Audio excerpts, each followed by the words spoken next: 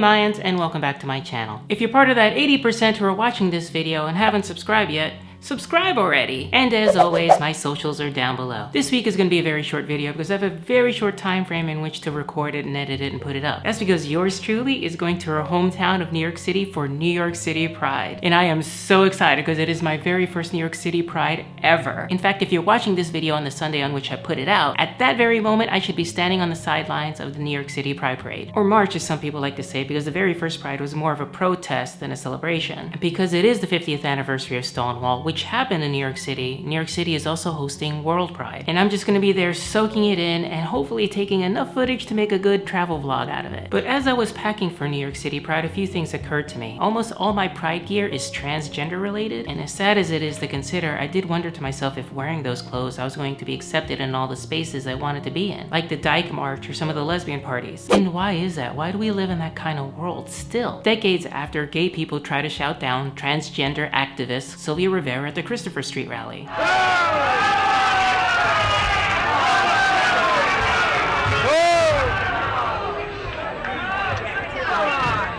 Y'all better quiet down.